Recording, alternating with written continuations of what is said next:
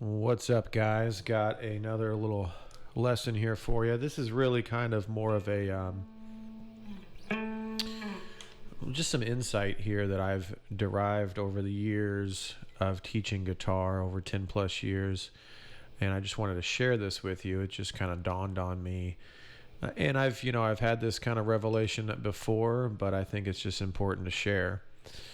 I would say most of the students, especially in the past 4 or 5 years that I've been teaching, the first thing I ask them is why they're interested in guitar lessons. And most of them, without fail, will just tell me that I've been playing guitar for a while, but I keep playing the same. It's like I'm playing the same things over and over again. And it's not the same songs necessarily. This is more on an improvisational front here. So, in other words, I've learned some scales, and a lot of times it's, this pentatonic scale here. And you learn that and you get good at it, and it's really fun for a while, because you can jam with your friends, you can jam with some backing tracks, you can do a lot of cool things like with that scale. And so their mind immediately rushes to, I need a teacher to teach me more scales and understand the theory and the harmony behind what's going on. Therefore, then I can play new and different things. And that is partially true, but I want to direct your attention to something that's a little more helpful here. Because it's not the scale that's the problem. Because I still play 20 years, I still play this scale. It's not the scale. It's just not. The thing that I direct almost all my students to, well, I definitely teach, obviously, I teach the harmony, but it's the rhythm. We're overlooking the fact that how many times have you sat down and practiced your rhythm? You might practice a scale or two, but are you really practicing your rhythm? And so this is just kind of a lesson.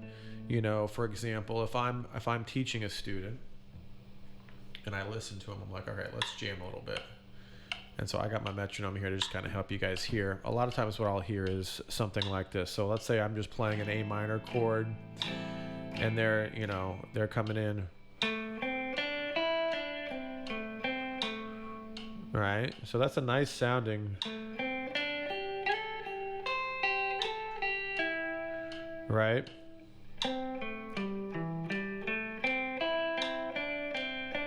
Now, usually what happens is I'll say something like, wow, that sounds good. And they're like, no, they don't like it. Why don't they like it? Because it's the same thing they've been playing for 5 years. So I'm like, oh, you've been playing that a lot. Okay.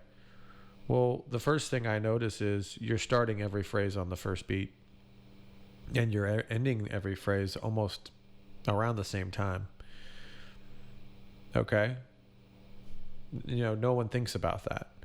So why don't you try starting on the and a 1, 2, 3, 4, 1.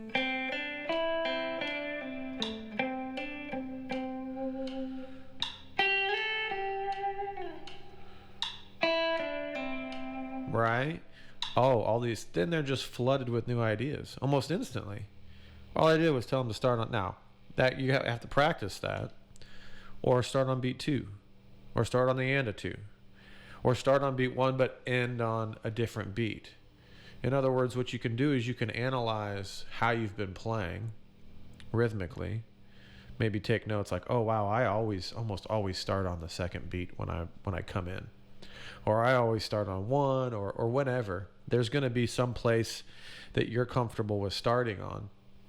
And then check it out, and then go back and say, well, maybe I get your metronome out. Metronome, if you're not practicing with a metronome, that alone will help you get out of a rut. And so Yeah, now this lesson is just to kind of address this phenomena that I see, because I think it's going to help a lot of the subscribers and anybody watching that's trying to figure out why they are seemingly getting bored while playing guitar, because guitar is not boring at all. It's very, very well, I don't have to tell you what it is. It's a lot of fun, obviously, but so just I'm gonna start doing more lessons using my metronome, giving you lessons, exercises, tips to get you out of your normal box, and then play new rhythmic phrases, because that's really where the creative and the freshness comes from. Because I mean, I had just the other day, I was teaching a student and I was like, here, you play rhythm for a second, I'm gonna play, because they were really getting caught up in the different notes that they needed to be playing and all that. I played for maybe 20 seconds, and then I say, do you know what I just played? And then I go, no, all I did was play this pentatonic scale.